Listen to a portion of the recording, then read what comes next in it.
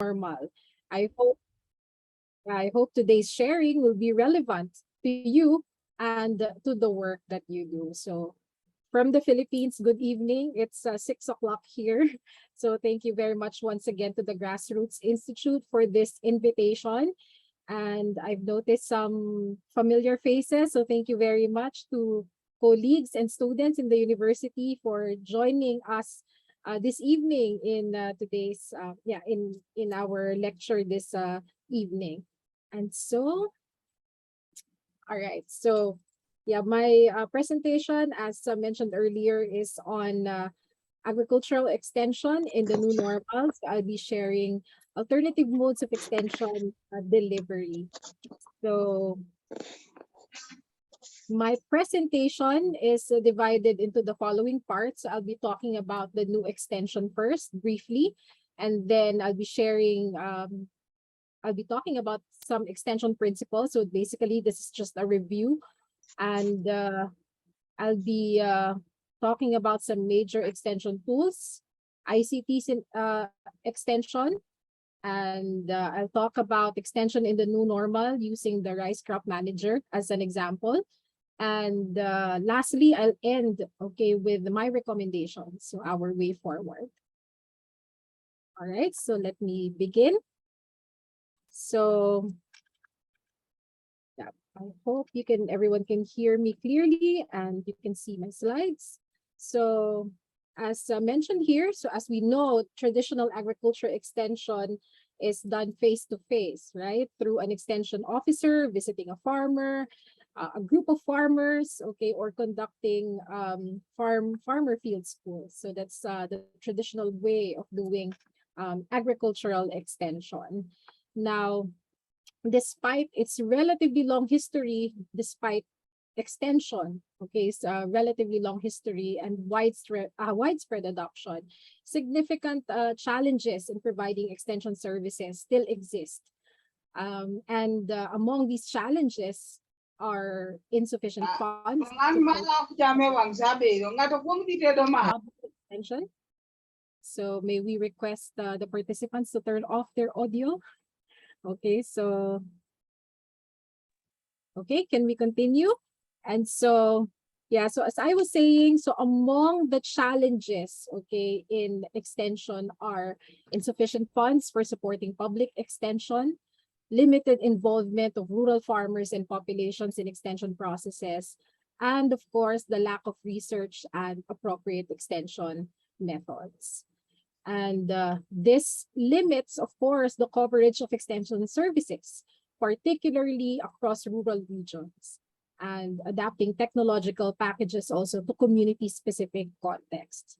And this challenge, as many extension service providers can attest to, has been magnified, of course, by the pandemic. And so this leads us now to the need for a new extension. What is this new extension? Now, originally, extension was conceived as a service to extend research-based knowledge to the rural sector. So this is to improve the lives of the farmers. So basically, we look at extension as an instrument for inducing change, as per Rowling in 1988. However, extension has evolved into a combination of transfer of technology, advisory work, and facilitation that link scientific research, field-level innovations, and innovators, markets, education, and other service providers to build the capacities of the marginalized farmers. And so as you can see, from simple transfer of technology or knowledge, the work of an extensionist has evolved through the years. And because of this, so we get to help the farmers, build their capacities so that they themselves, could be instruments of their own emancipation and development. So now, having said that, what are now the characteristics, of this new extension? So here are the characteristics of this new extension. Number one, it is demand driven. So meaning to say, our extension clients should have an active role in identifying which advisory and educational services are needed, as compared to before when it was top down. Okay, so it is the extension service providers that um, think about what is needed, okay, by the farmers or the extension clients. But now this new kind of extension is demand driven. So the extension clients themselves, okay, they have a role to play in identifying which advisory and educational services are needed. Now, another characteristic of this new extension is it is pluralistic. So meaning from public service, okay, to a pluralistic system involving the public and private sector, non-government organizations, and other players. So in this new extension, we have different, okay, participants in the extension service delivery. Okay, so we have the private, not just the public sector, we also involve the private sector, NGOs, and other players. So it is pluralistic, meaning more are involved, not just one, okay, service, extension service provider. And then also it is participatory. So this new extension is participatory, meaning extension clients, okay, have an active role in planning, managing, and implementing the extension program. So from the very start, they're very much involved, okay, in extension service delivery. So from planning, managing, and then to implementing the extension program. And lastly, okay, this new extension advocates the use of digital platforms and create greater impact in remote, unreachable, that is, communities. So unlike before, wherein in the traditional way of doing extension, so we have the extension service provider or the extension worker going to the farmers, going to the community. This time we make use of different platforms, which allows extension, okay, to be delivered even if the extension worker is not there, okay, with the farmer. So this new kind of extension makes use of digital platforms, okay, so that we can have greater impact in remote, unreachable communities. So now, before we proceed to the different tools in extension, let us review first the principles, okay, that guide us in conducting extension. So these principles are important as they can serve as our basis for crafting extension activities and programs. So number one, extension works with people, not for them. Okay, so what do we mean by this? So people can and do make wise decisions about their problems if they are given full information. And this includes possible alternative solutions. So by making decisions, people gain self-confidence. They are empowered. Okay, and so that, okay, extension, okay, should work with people. So meaning it's not just for them, but it is with them. Okay, so this is a way by which we can empower people. So extension, therefore, presents facts, helps people to solve problems, and encourage them to make decisions. Okay. Another principle is that extension, okay, so let me just backtrack a little. So extension is accountable, okay, to its clients. So what do we mean by this? So while extension agents are expected to follow official policies and guidelines in their work, they also have the responsibility to fulfill the needs of the people. So while they have work, okay, it's mandated that they will do this kind of work, but still you are responsible, right, for the people that you are working for. And this means that people should also have a say in deciding how effective extension actually is. So as mentioned here, one way for us to measure, okay, the effectiveness of extension is to see how well the policies, okay, and the plans have been carried out. So with that, extension programs are based on people's needs as well as on technical and national economics needs. And that is now the challenge, okay, for the extension agent or the extension worker. Okay, so we have to be able to bring these needs together, the needs of the people, okay, and the technical and national economic needs. Now, next, extension is a two-way link. So extension advice, which is often based upon research findings, is certainly important. But we have to remember that the flow of information from people to extension and research workers is equally important, meaning we can also learn, okay, from people. So in the case of agricultural extension, we can also learn from the farmers themselves, okay? And so the two-way link among extension actors is fundamental. So this is something that is needed to sound extension practice. And this should also be a basic principle of extension activity. Now, extension cooperates with other rural development organizations. So this is another principle that we have to keep in mind. So extension is only one aspect of the many economic, social, and political activities that seek to produce change for the better in rural society. So with that, we are expected to work, okay, with other institutions and other organizations, given that it's only one aspect, right, of the many economic, social, and political activities that wish to produce, okay, change, okay, positive change in rural society.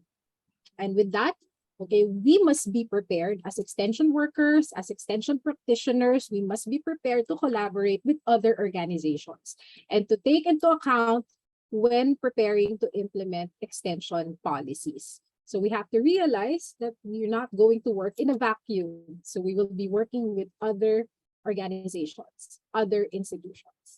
And the kinds of institutions which extension services should cooperate include political institutions, support organizations, even health services, especially in this time of pandemic. So we work closely with health services, local schools, and community development workers. Okay. And another principle is that extension works, okay, with different target groups.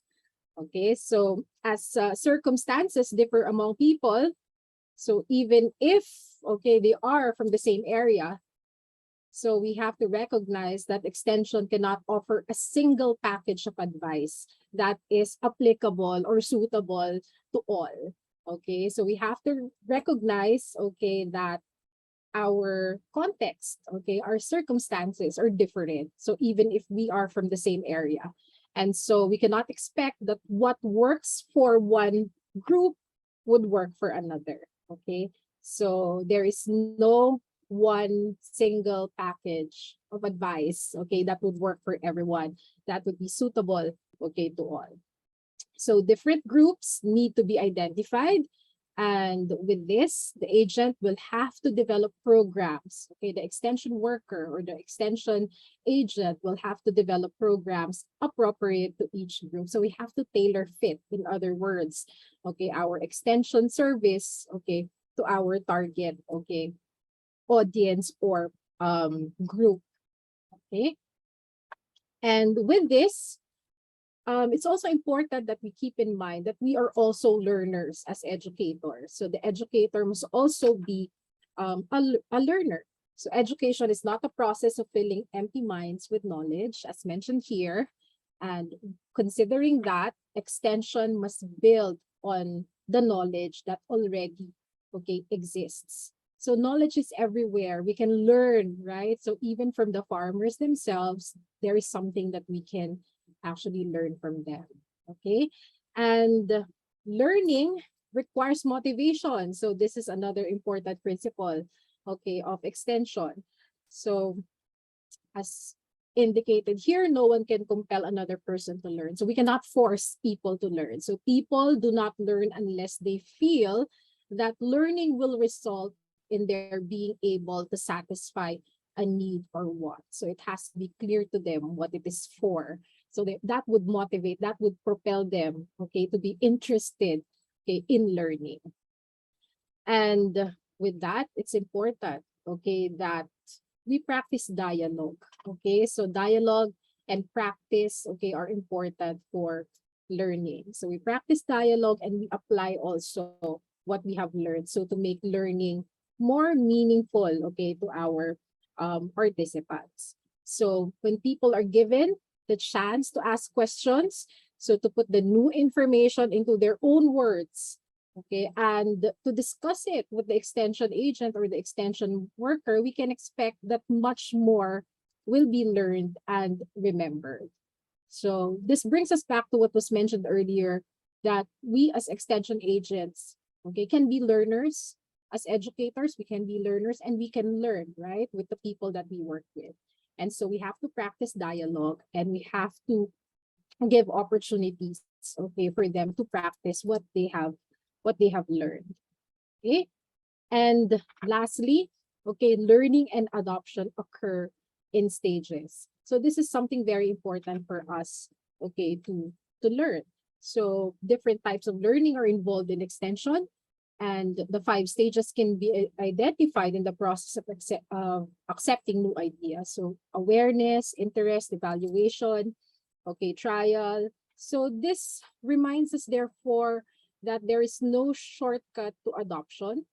So focus should be in learning so as to facilitate, okay, the stages, okay, of accepting new ideas. So these are the principles of extension that we need to keep in mind, okay, as we develop, okay, different ways by which we can extend, right, new knowledge, share new knowledge with our target groups, okay, our partners, okay, in extension, and facilitate, right, the extension service, more effective delivery of extension.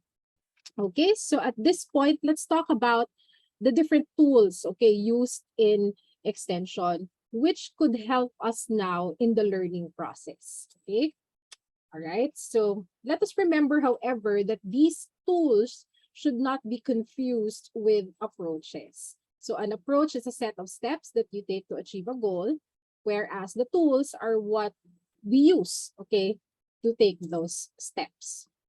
And since a major part of extension is the promotion of knowledge flows among different actors, communication is a core competency, okay, essential for the correct implementation of extension tools. So we have to keep in mind, right, the importance of communication in extension. So before starting any extension activity, the following aspects must therefore be considered. So we have the source, the message, this is very basic, the channel, and then the listener or the receiver, right? So we have to always consider, okay, the source, the message, the channel, and the listener or the receiver. So now here are the major extension tools. We have mass media, demonstrations, we have individual and group activities, and finally, we have innovation platforms. So let's talk about mass media first. So of course, we're familiar with mass media. So we access mass media practically every day. So it is important that in terms of the use of mass media, when choosing a method that you take in, we have to take into account, right, the target community's access, okay, to media. And also the level of access to education and technology. So in case we decide to make use of mass media, so we have, of course, to consider the target community's access to it and its level of and access to education and technology, because that would, of course, have an effect, right, in the use of mass media. And yeah, here are the categories. So we have broadcast media. We're familiar with this already: radio, film, music, and television. We have digital media. So this would be internet and mobile communication requiring access to computers and mobile phones, including social media. So social media will be categorized under digital media. And then there is also what we call outdoor media. So these are now the large advertisements placed on large buildings or in key locations. And we have print media. So pamphlets, the books, magazines, and newspapers. And we have events also, and public speaking. This would also count, right, as one category of mass media. Now, aside from mass media, so we have demonstrations, Now, this is ever since demonstrations have been considered a key extension tool, so an important extension tool, especially when we're teaching practical methods. We have to be able to show them how to do it, and that is why we have techno demo farms, right? So we even have farmer field schools wherein we demonstrate, okay, the use of new technologies, all right? So we have demonstrations. And then we have individual and group activities. So originally, training and visit, or TNV, used an individual approach, okay, wherein one extension agent or extension worker would visit a single farm household. It was then found out to be more cost effective to train groups of farmers. And that is why, yeah, we would have our trainings with, a group, okay, of farmers. And extension tools are thus divided into individual, so meaning the one-on-one advisory services via face-to-face communication, telephone or internet. And we also have group approaches, which include demonstrations or mass media. And then finally, we have innovation platforms. So innovation platforms are made up of various actors who communicate, cooperate, and share tasks to carry out activities needed for innovation to take place. And these innovation platforms allow stakeholders to come together. So different actors coming together, discussing problems, and then together finding, okay, solutions. And such engagements often require much time and effort to manage. And with that, they're not always practical when there is a large number of stakeholders involved. Okay, so these are some of the common, okay, extension tools being used. So considering now the limitations of traditional extension, an array of innovative practices has been developed to fill the gap in extension and advisory service delivery. And so this leads us now to our next topic, okay, which is ICTs, okay, in extension. Now, in the context of agricultural extension, ICTs are considered to be low cost, meaning they really don't you really don't need to spend so much, okay, for you to access extension if you have ICTs, right? So ICTs are considered low cost and have the ability to deliver timely, relevant, and actionable information to farmers, even in remote locations.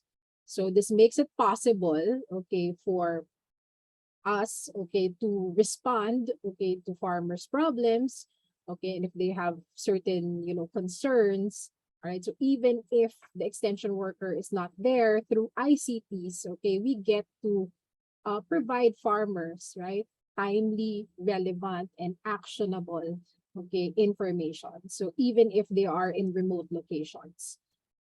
Now, information and communication technology, or ICT enabled services, have been increasingly advocated by extension practitioners. So many have recognized already, okay, the importance, okay, of ICT in extension.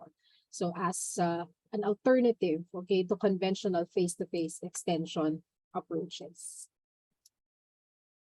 So what are now the commonly applied technologies, okay, in extension? So we're familiar, of course, we're very much familiar with the radio. It has been very dependable for many years now. Television is also a common technology being used in extension. Videos, especially now that we have social media, it's easier to access now, okay, different, videos on YouTube, for example. And then, of course, our mobile phones. So this has proven to be a very phones that have been proven to be very useful, okay, tools in extension service delivery. So these are the most common, okay, technologies in extension. And speaking of mobile phones, so the growth of mobile phone ownership among rural population, as can be observed practically everywhere. So the growth of mobile phone ownership among the rural population of developing countries further presents, okay, an opportunity to deliver the much needed agricultural services to our smallholder farmers. And this is, very, very true, okay, in the Philippines.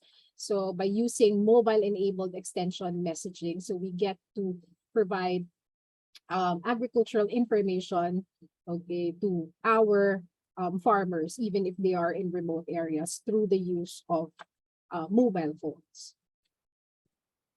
So one example, okay, one mobile-based extension tool is the Rice Doctor of the International Rice Research Institute, or Evelie.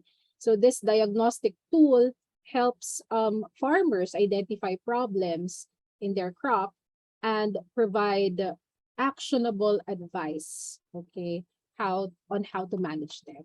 So notice here that the content, okay, is translated into local language for better understanding. So this is very helpful, okay, to our farmers, most of whom have not really reached a high level, okay, of education. So many of them are just have just completed basic education, elementary education, primary school, that is. So having the content translated into the local language is very useful, okay, for our farmers. So as we can see here, right? Now, moving forward, so as we all know, the outbreak of COVID-19 has restricted, okay, normal execution of extension services. So direct access to extension services has been limited, okay, due to, of course, travel restrictions. For a time, uh, we could not travel or go to a different place, okay, or province, okay, in our case. So yeah, travel has been restricted, okay, for a time. And then, of course, there was also the banning of public gatherings, okay? So the outbreak of COVID-19 has restricted the normal way we do extension. So before, in the past, we would have demonstrations, okay, wherein you have, a number of farmers joining the demonstration, the trainings, okay, the farmer field schools, but then, yeah, COVID-19 happened and we cannot hold public gatherings, so that's not possible. So as such, we had to capitalize, okay, on available ICTs in extending agricultural information to farmers, considering that we cannot hold, okay, public gatherings, okay.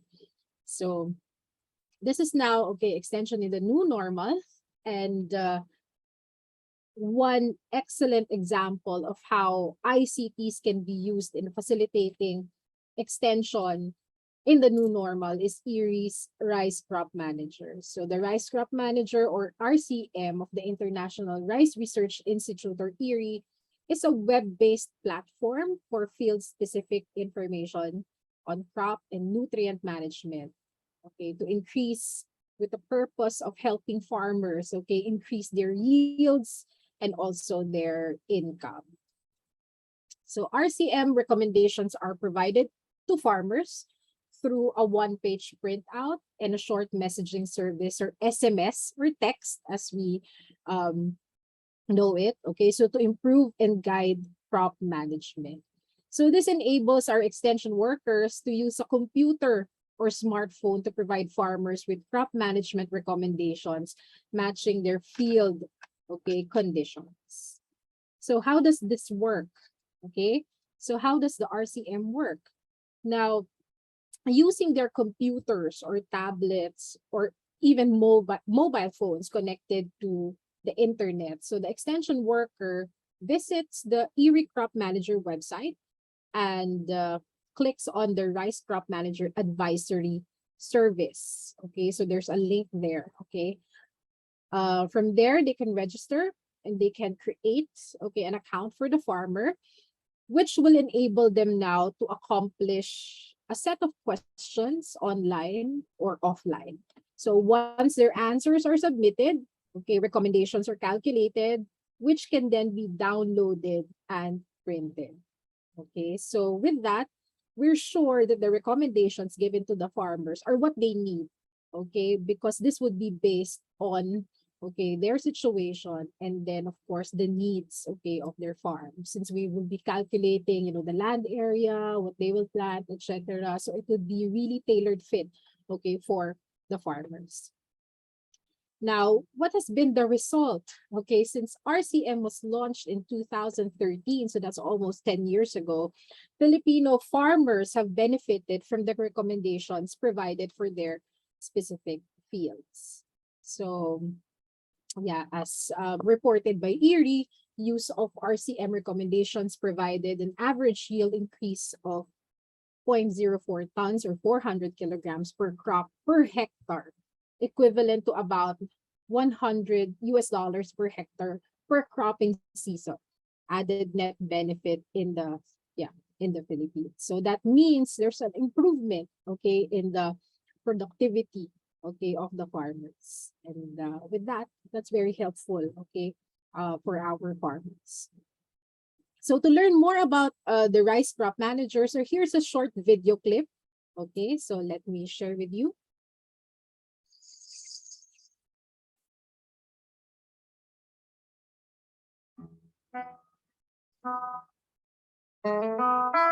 Sa isang hektarya, halos 30,000 piso ang inaabot ng aking gastos. Trial and error sa pag-aabono. Oops, sorry. Let me go back to that.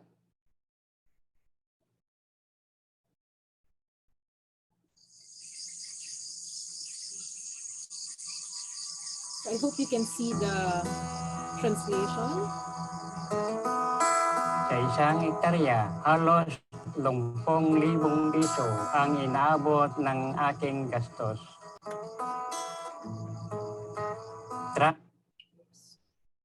Oops, sorry. Let me go back to that. Okay, here you go.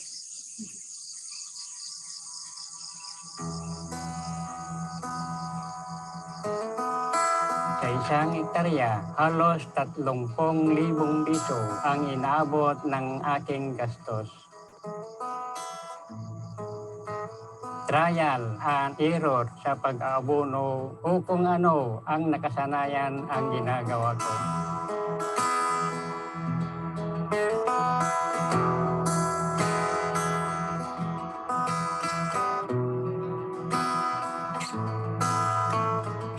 Mithiin ng bawat magsasaka ang makamit ang mataas na kita para sa kanilang pamilya. Mahalaga ang ating suporta, lalo na sa pagbibigay ng tamang rekomendasyon. Subalit ang pagpapalayan ay hindi pare-pareho sa bawat lugar. Magkakaiba ang kondisyon ng palayan at ang mga gawain ng mga magsasaka, tulad ng variety na ginagamit, paraan ng pagtatanim, pag-aabono at ani na nakukuha. Kaya naman, ang bawat palayan ay nangangailangan ng rekomendasyon akma sa kondisyon ng palayan at magsasaka. Mahalaga ang tamang pag-aabono sa pagpapataas ng kita sa pagpapalayan. Maliban dito, makatutulong din ang mga karagdagan at akmang rekomendasyon sa paggamit ng mataas na kalidad ng binhi, pagpapatubig at pangangasiwa ng mga peste na ayon sa kondisyon ng palayan.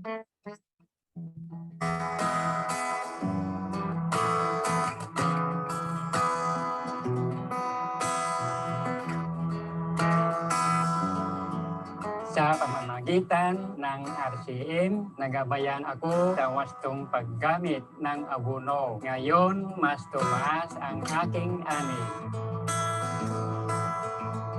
Ayon sa pananaliksik, karaniwang nasa 400 kilo ng tuyong palay kada ektarya ang maaring itaas ng ani kung gagamitin ang mga rekomendasyon sa RCM. Mas higit ang taas na dagdag sa ani para sa mga magsasakang tipikal na nakakakuha ng aning mas mababa sa 5 tonelada kada ektarya.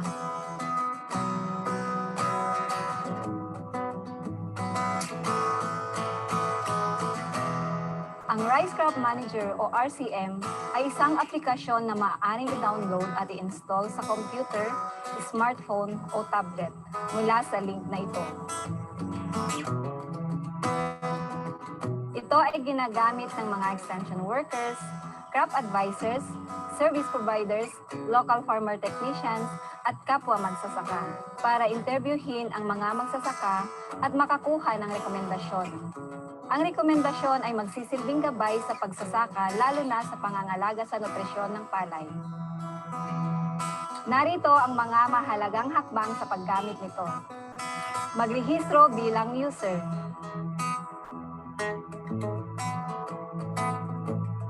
Magrehistro ng magsasaka at kanilang palayan. Magsukat ng lawak ng palayan gamit ang GPS device para sa eksaktong pag-aabono. Magbigay ng ID card sa magsasaka. Magbigay ng rekomendasyon sa akmang pag-aabono at mangangalaga ng palayan. Maaaring i-print ang rekomendasyon at maipadala bilang text sa cellphone ng magsasaka. Ang RCM ay may mga katanungan na kailangang sagutin ng magsasaka tungkol sa pangangasiwa ng kanyang palayan upang mabigyan ng akmang rekomendasyon. Ang mga impormasyon ng magsasaka, pati na rin ang makukuhang rekomendasyon ay itinatabi para sa monitoring at reporting sa kagawaran ng pagsasaka o DA. Para sa karagdagang kaalaman, ang mga magsasaka ay hinihikayat na makipag-ugnayan sa kanilang extension worker o bisitahin ang Office of the Municipal o City Agriculture sa kanilang lugar.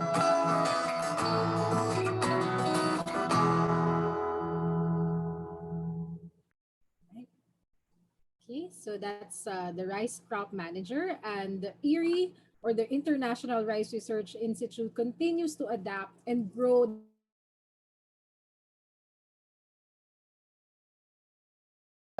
sustainability, impact, and partnerships are critical, okay, to the long-term growth and vision for RCM.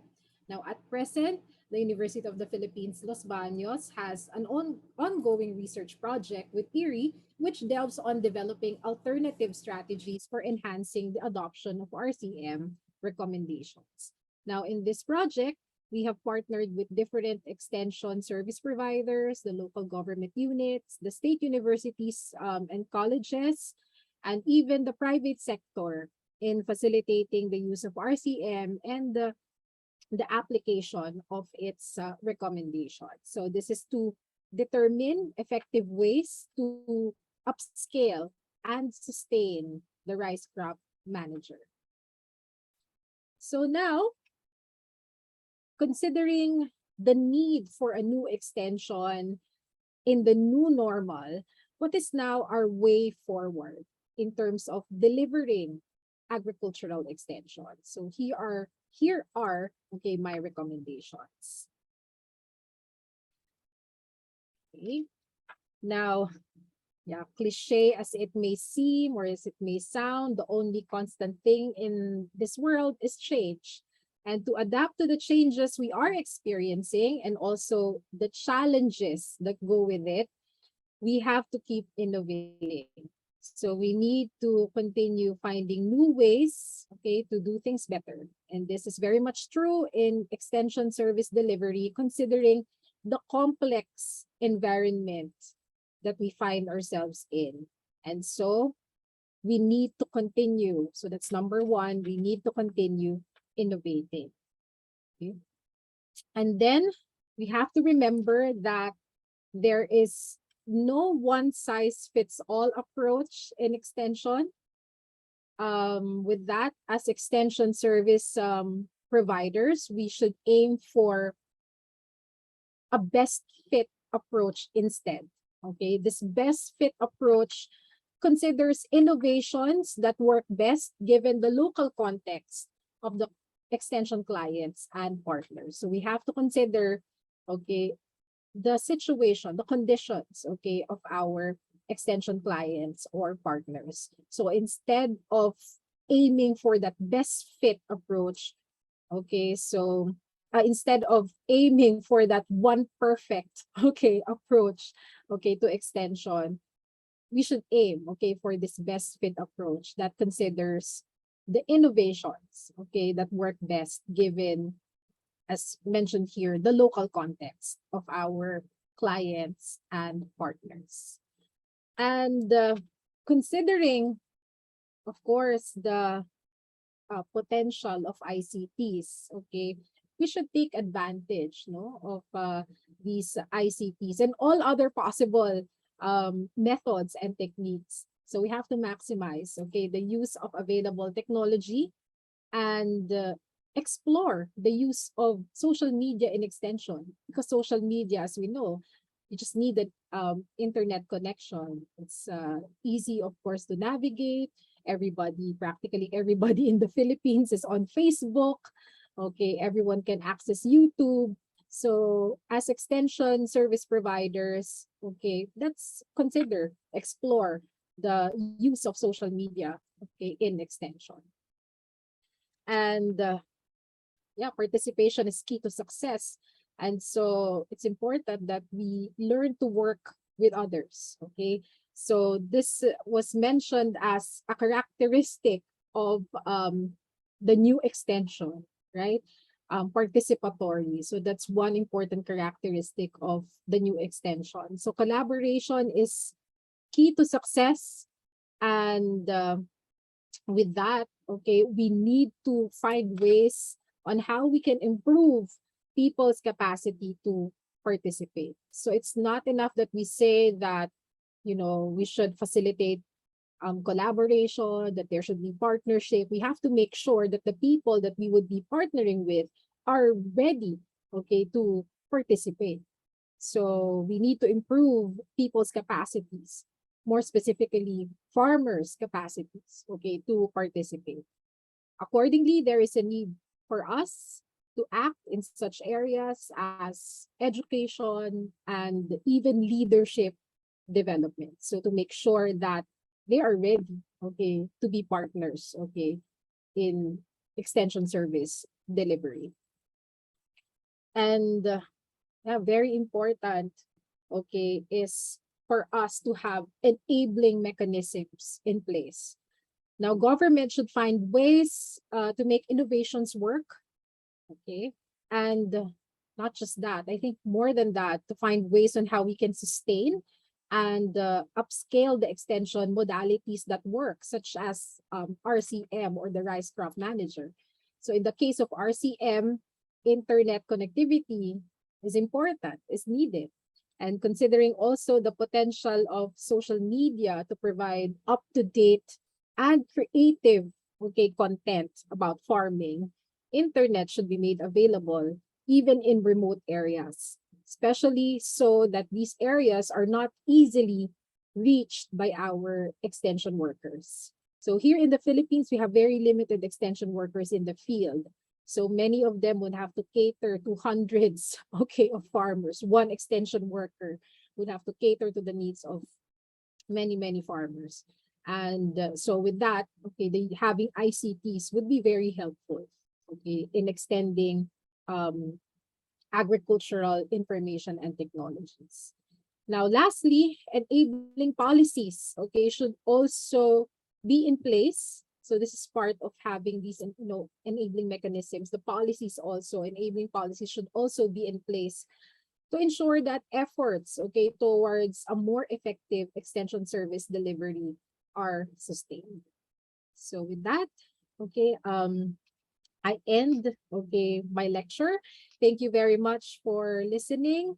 Should you wish to learn more about the things that I have shared, okay, I have listed here the references that I have cited in my lecture. And yeah, so here they are. And I know Dr.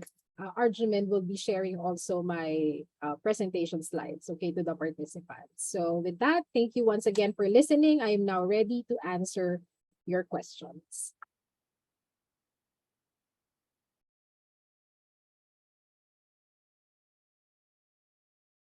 Thank you, Doctor. I invite the audience to ask the questions, raise the questions, please.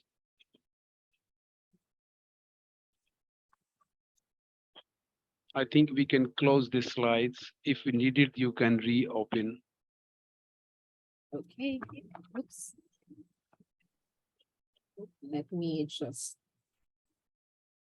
stop share. All right.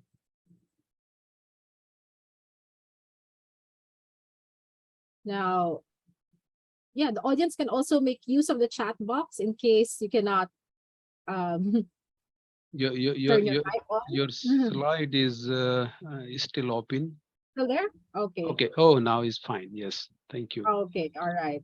So I request the audience to please raise the questions.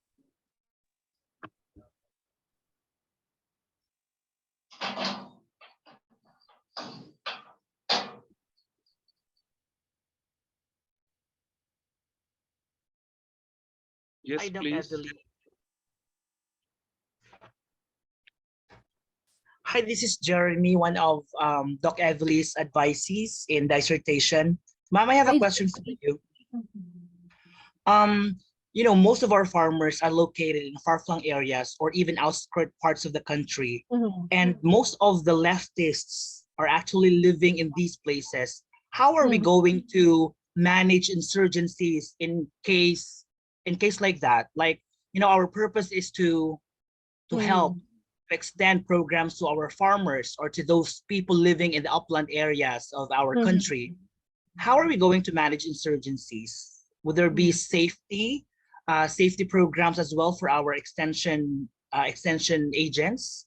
Thank you very much. Yes. Okay. So yeah, that's true, no? In some areas in the Philippines, so there are some areas that are not really safe for extension workers. And so um with that, yeah, we have to definitely prioritize the safety of our extension workers.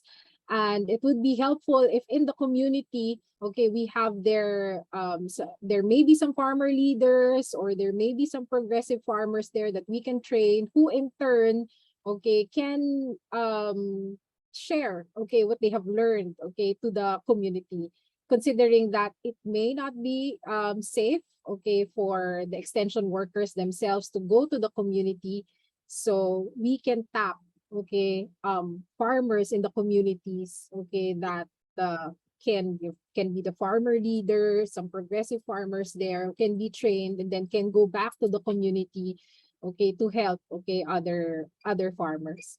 Because as much as we would like to be of help, right, to farmers in the most remote areas, of course, safety has to be prioritized. And that explains why it's important, okay, that we can, if government can invest, right, on the infrastructure needed for us to be able to reach, okay, even, in far-flung communities, like in terms of providing access, okay, to internet.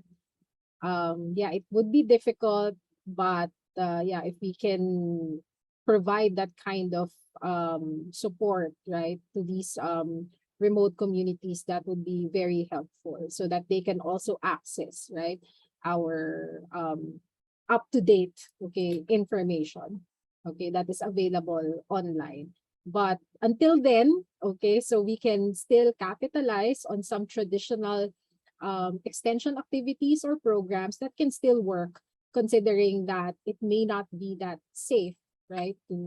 Um, it may not be safe for the extension worker to go to these remote areas that Jeremy has been telling us about. Okay, thank you for that question. Yeah, And then we have here, there's yeah, one let's question in see. the chat. Yes, please. Yeah, so we have what are the great challenges in helping farmers, especially during the post-pandemic?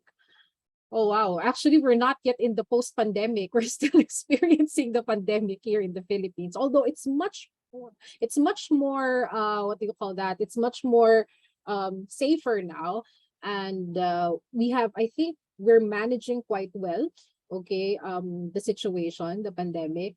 But now at least we are allowed to have um gatherings, small gatherings. So we just have to observe certain protocols, make sure also that yeah, these protocols are being followed, so that we can continue having these that can be demonstrations. In the case of in the case of farmers who cannot access, right, these ICTs, wherein we have to facilitate some traditional extension activities. So we just have to follow, okay, the health protocols. So yes, we're not yet in the post-pandemic, unfortunately.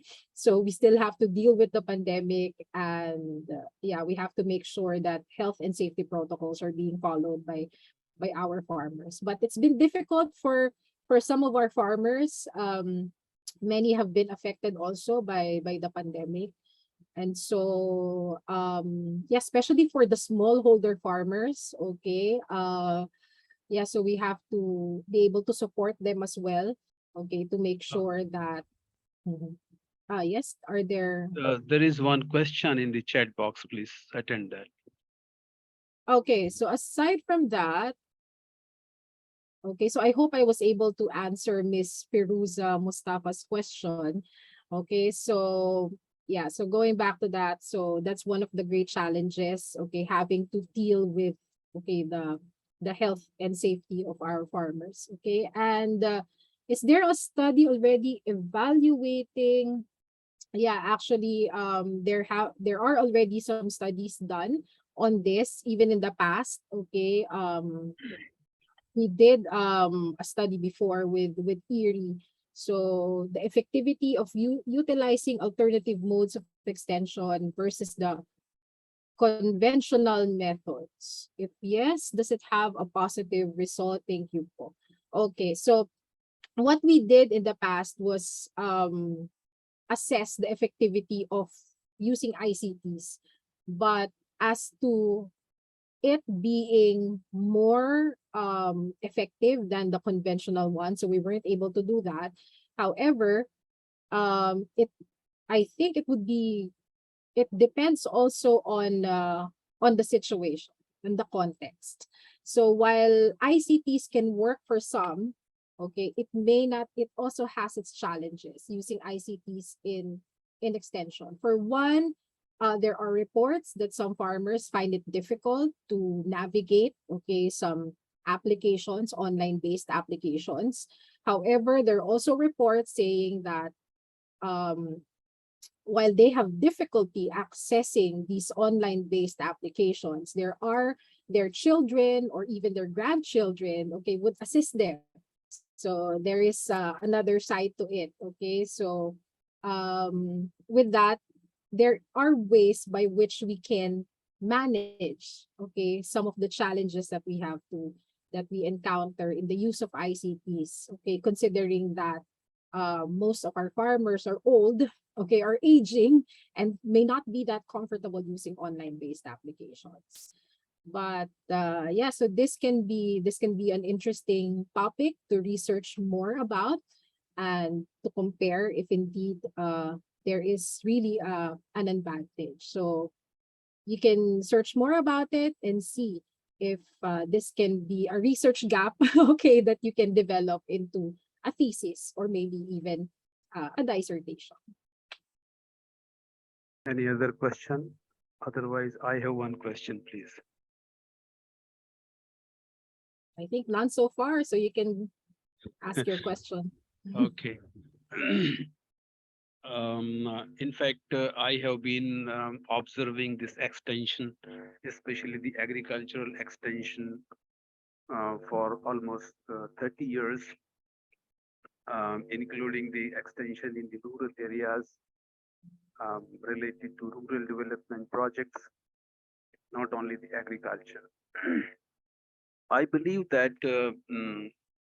in the modern times, these days we have the plenty of opportunities um, about the technologies, like you have described the ICT, use of ICT in the extension programs.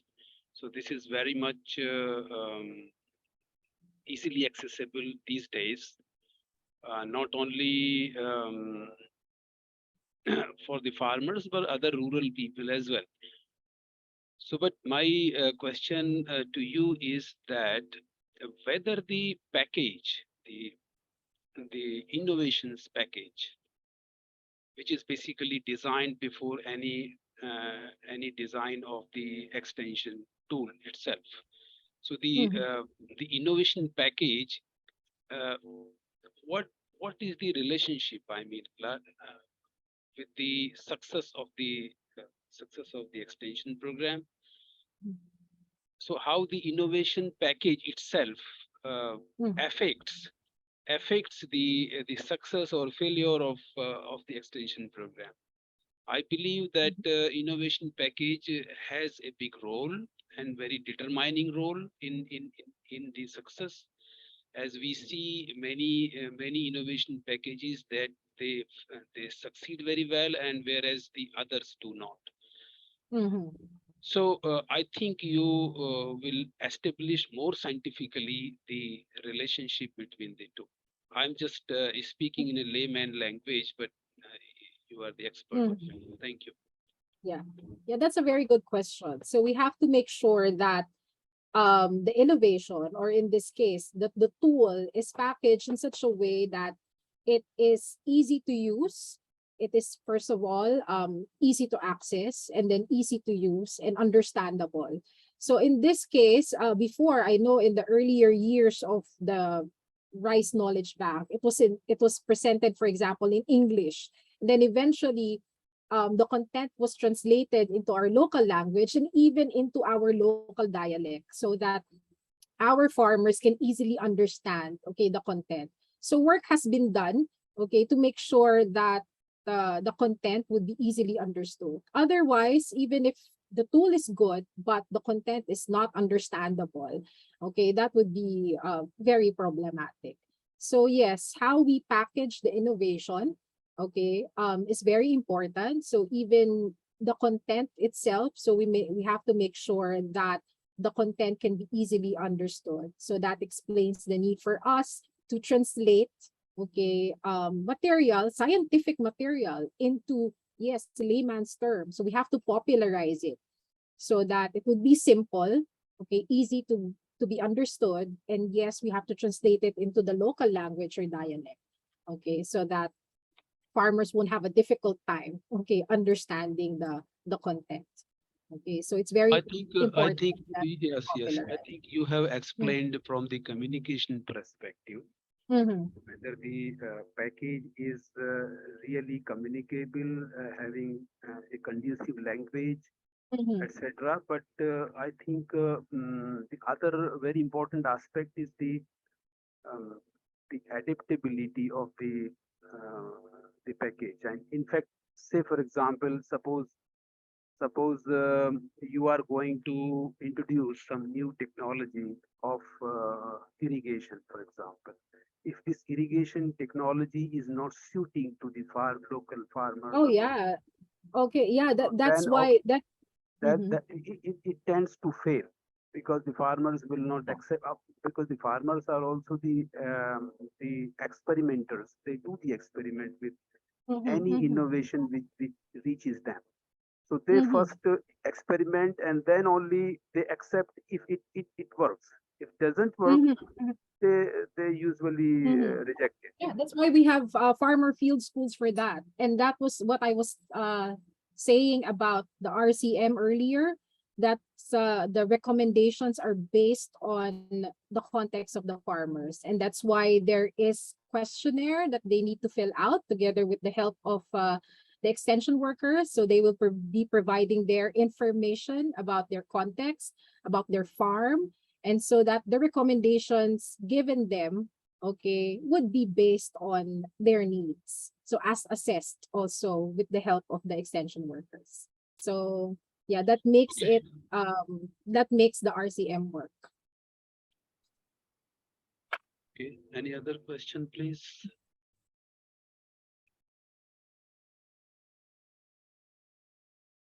So those who don't have, the land is not irrigated, they won't be given recommendations that do not fit, okay, their So context. someone who is not able to speak here can also write in the chat box, please.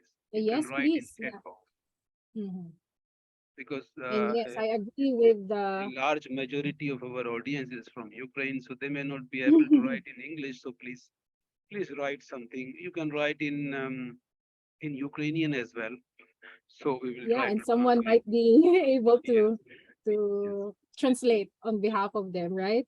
Yes. And yeah, thank you, Jeremy. That is why we have science and technology writing. Yes. That's very important also in extension. So for the other participants, you can type in and then maybe one of the other participants can translate later if you cannot write in English.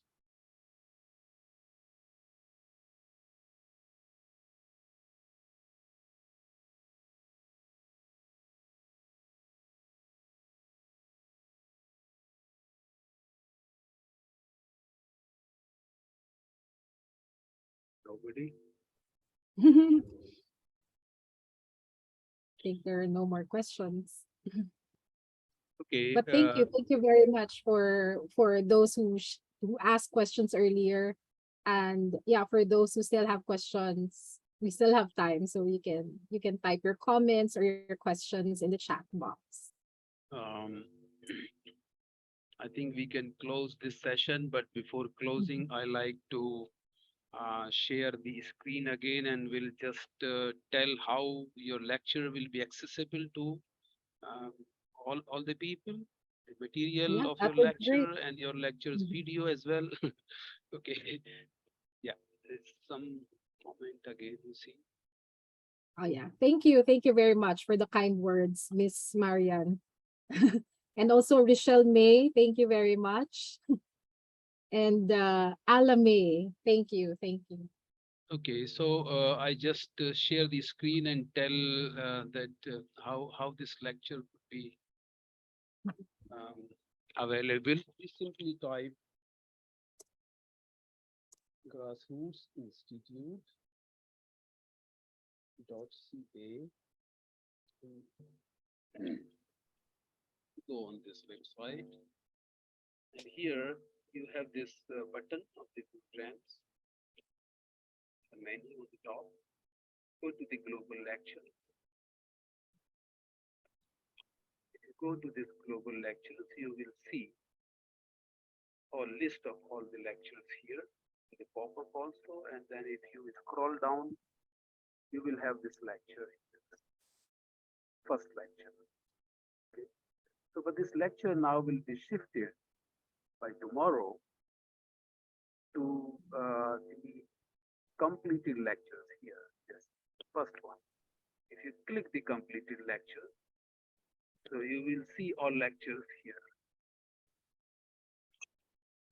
This lecture will be just on the top, and the next lecture will come upon this lecture. So they will be in this order of the chronological order. So if you just scroll down, you can search the title of this lecture. So for example, I go, you can view more. I can go to the previous lecture of Dr. Evelie here. This one is the previous lecture. So same way, this lecture will be put on the top. So if you click this lecture here, then again you can go down to see all these details. After all these details, you will see here the recorded video. If you click this recorded video, you will reach to the recorded lecture. And then here on the down, you can see this PowerPoint of this lecture. So you can easily download this. Some screenshot will also be put here, like that. So you can access this lecture easily on this. And if you want to see the next lectures and you want to register, okay, you can see all this here. So it's very easy to use. Thank you very much. Thank you also for the information. Yes, I just again. Okay, so whether it closes or not, sorry for this, because I have no assistance today of this my admin person. So thank you so much for this audience, particularly all the people who have spared time to join us, and especially our expert, Dr. Evelie. You have given a lot of efforts. You have done a lot of efforts for us, and this time again.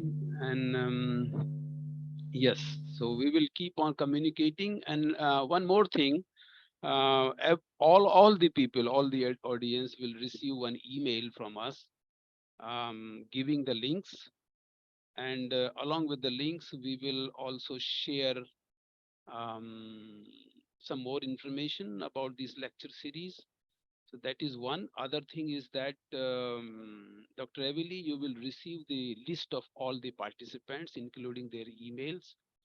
So you can contact if somebody you want to, and the audience can also contact Dr. Evelie. Her email ID is there on the lecture page, which I have just recently shown. So thank you once again. Have a good time. And day after tomorrow, we are meeting for another lecture, another topic. Thank you so much. Thank you. Thank you very much, everyone. Have a good day. Thank you, everyone. Thank you, Ma'am Evelie. Bye-bye po. Thank you.